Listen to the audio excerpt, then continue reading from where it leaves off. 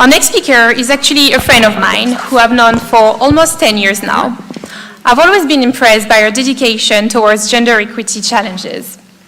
Céline Parsou is a young entrepreneur and a media specialist who became expert on digital and gender equality issues. 2 years ago, she founded the startup Gender Busters, which works with companies to achieve gender diversity in the workplace. As a member and then president of the French NGO Women Up, she's focusing on shattering stereotypes on the younger generation and gender equity issues. Céline will discuss how millennials are challenging gender diversity at work, why we still need to fight for gender equality, even in the most developed countries, and why we need to change our perception and belief to allow a real diversity in the workplace. Please welcome Céline Parsou.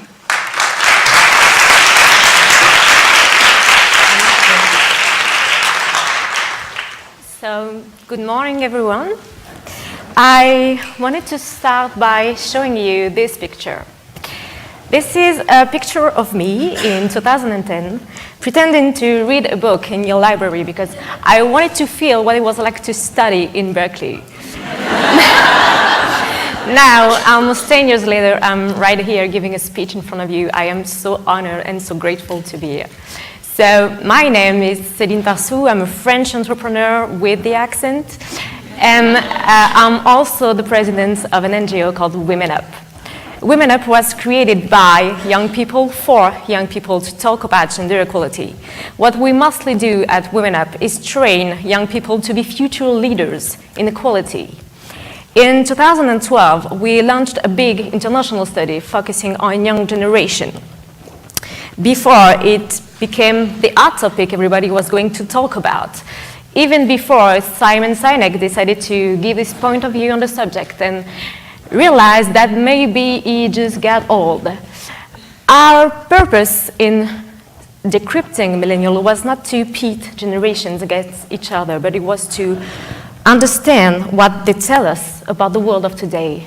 What does it mean to be a millennial and to be part of that generation? The first point about millennial is that every country has its generation Y and Z, because we are the first globalized generation. There are more similarities between an American and a Swede under 30 than there is between a young and an old people of the same country. And this is what we saw in our study. We were not able to reveal differences between countries when we asked millennials about their main objectives in lives. And these objectives, what are they? First one, the right to happiness. Millennials describe their main life goals as having a good work-life balance and live their life to the fullest. This generation wants everything and they want it right now. They don't want to wait until retirement to live their real life because they don't even know if they will be able to retire. Above all, this is the first generation that considers work as an end in itself, who search for a meaning, a purpose in work. And then, this is the first digital generation, living in a world where everything goes fast, a world where we will have 13 different jobs in a lifetime, not even one life, but many. And this is why they have no time to lose. It's the only reality in the world in which they live in. A world where skills and jobs are constantly reinvented. Number two, lifelong learning. In a world of deep change, continuously learning has become a huge and absolute necessity. And what is great with digital life is that we now have access to all the knowledge of the world. And that creates a huge intergenerational frustration. Because the past system, where the old teaches to the young, no longer works. Time is accelerating. Knowledge is adapted really fast. And of course it is complicated for previous generation because they have to catch up now. And this is why we so desperately need dialogues between generations to ease these tensions. And the last one, human, as a key for every choice. We hear so often that millennials are a generation of individualists, selfish. They don't realize the luck. We didn't have all that in our days. Well, yes, that's kind of how time and history work. But more sadly, their search for happiness is so often interpreted as selfish, while it brings humanistic values.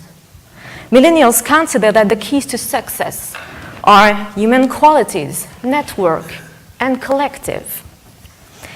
If they are so demanding toward companies, it is only because they are the parents' children. They saw the difficult and sacrificial relationship they had with work, and they don't want that. Above all, they know that they have a whole new world and new models to reinvent. It is their responsibility. The weight is on their shoulders. They are only prepared to invest in companies if they agree with their aspirations. Otherwise, they will turn to entrepreneurship rather than working for a company that doesn't hold the same values as them. Now, what's the matter with gender equality? I told you previously that millennials have the same expectations at the level of nationality. What I didn't say is that they were also mostly undifferentiated according to their gender. In our study, young women and men expressed the same aspirations. Moreover, young men were more concerned about starting a family than young women. For them, 95%, gender equality is obvious. It's not even an issue anymore. So we looked closer at these life goals that they defend, and we realized that a good work-life balance, flexibility at work, working outside traditional models, being recognized for your fair value, companies that millennials are asking for are exactly the same that women have been waiting for decades. This generation, most of whose mother worked, unconsciously carried the feminist fights of the last 50 years. And if young people's expectations meet women's expectations, it means that gender diversity policies become a factor for the attraction and retention of young talents. It is no longer just a women's issue, but a youth issue, all in the context of a talent war. Not just a matter of ethics, but an economic question for companies. Today, gender equality policies are no longer an option or a matter of goodwill. They have to be part of the corporate strategy. It contributes as much to the transformation of companies as the digital transformation itself. The digital natives, children of their time and their education, are a powerful driver for transforming organizations and superpowered allies for gender equality. Following our study on millennials and its promising results, we launched the following year a study dedicated to young men and their relationship to gender equality. We realized that while men were comfortable with the fact that women had gradually earned a place in universities and in the workplace, women were still in charge of a large part of the domestic sphere. Some men were happy with women's progress, while another third feared a loss of power. It was only a half-won revolution. Young men were still confused and didn't know where the place was in a world that was becoming more and more egalitarian. So, a little more than 3 years ago, we decided to leave the corporate sphere to look at what was happening within civil society. And we sadly saw that things were not moving in the same direction. 50 years ago, Simone de Beauvoir told us, "Never forget that a political, economic, or religious crisis will suffice to call women's rights into question. These rights are never acquired. You will have to remain vigilant for the rest of your life." And we saw that coming. I guess you really did too. She also said a really interesting thing.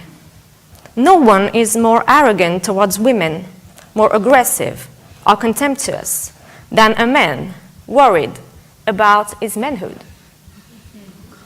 She was so right. Then we decided to launch two really important projects. The first one is about virility and how to redefine masculinity in a balanced world. The second one is about education and how to prevent teenagers from being exposed to representation and stereotypes, notably by using social media. Well, a few months ago, I had the chance to attend a big international event, the One Young World Summit. When I told people I was fighting for gender equality in France, they were kind of surprised, like, really, in France, 6th largest economy in the world. And honestly, I felt kind of embarrassed. Because, of course, we don't have to deal with basic human rights issues anymore, but we still have so many others. But I'm proud to come to talk to you today about the progress France has made towards gender equality. In 2018, France was ranked 12th on the Gender Gap Index, according to the World Economic Forum. 5 years ago, we were 45th. France has closed about 78% of the overall gender gap with big improvements with regards to political empowerment. We almost have 40% of women in our parliamentary assembly because our government has been very active on this issue. And we are number one on education because in France, like you, more girls graduate than boys. However, France remains in the bottom half of the economic participation and opportunity sub-index due to a greater inequality in the number of women managers, executives, and legislators. Thanks to the Copé-Zimmermann law, France has become the #1 country in Europe for the feminization of boards of directors, with an obligation of 40% of women in the listed companies.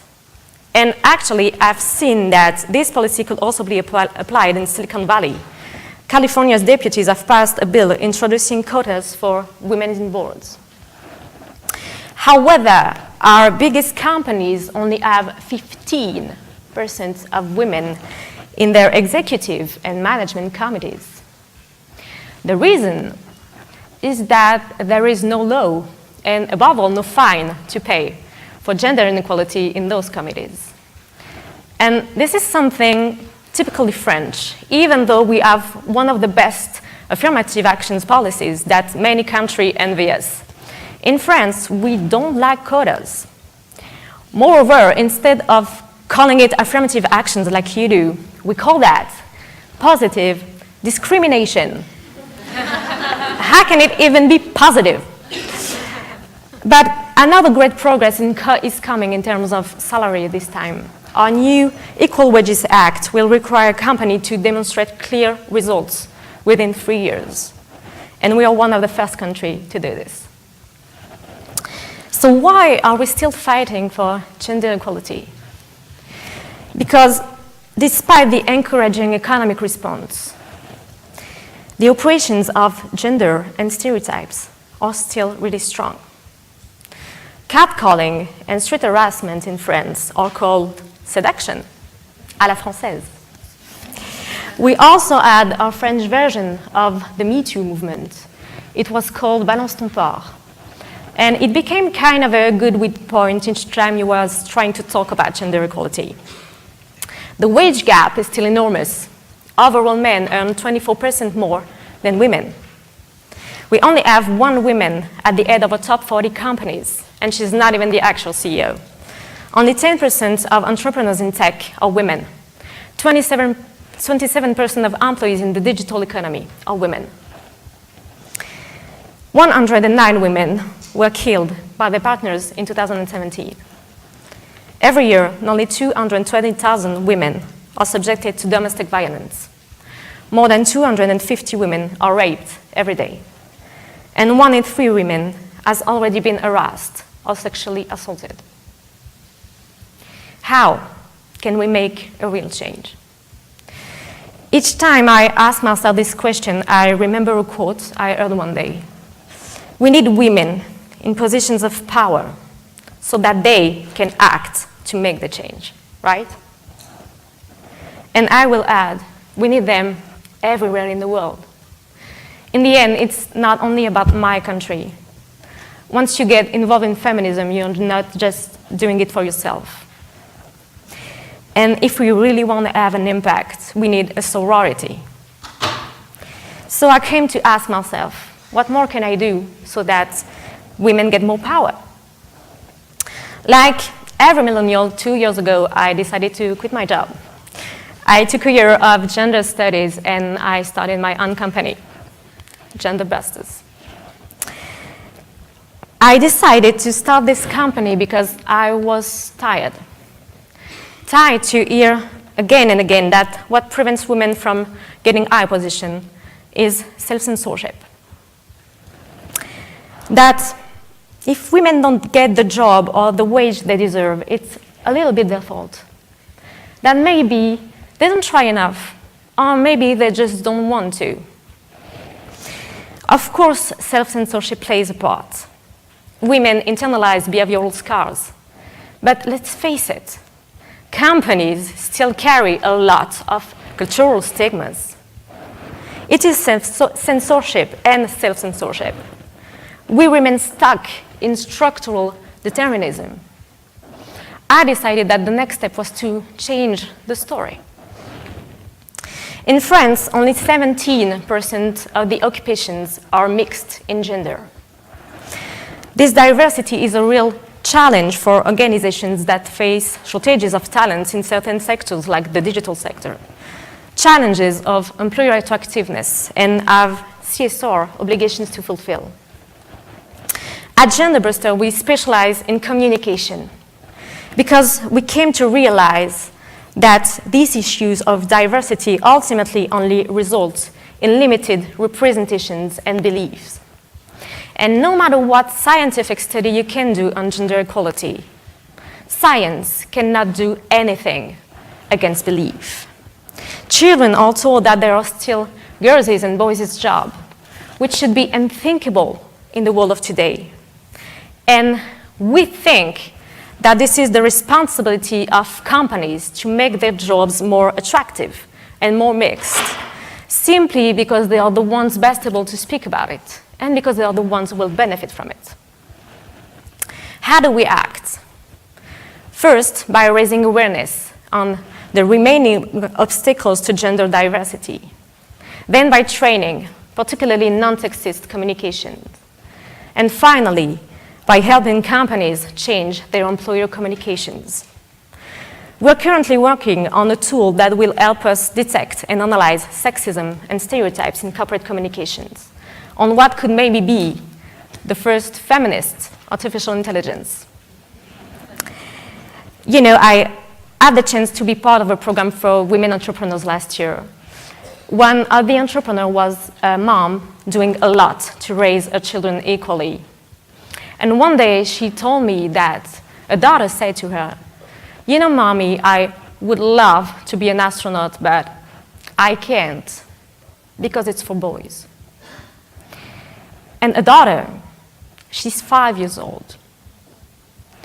If I created Gender Buster, it is simply so that all little girls and little boys realize their dream later on and become whoever they want. Now, before I leave, I wanted to thank you again for giving me this opportunity to speak in front of you. I am really so grateful to be here. I recently met different people from all over the world to talk about gender equality, and it is so inspiring. I realized that as a young, white, middle-class woman from a privileged country, fighting for women's rights and for what I think is right was the least I could do. And I know you're going to see a lot of inspiring people today, but what I would like above all is that when you leave here, you also wonder what is the least you can do. Thank you so much. Merci beaucoup.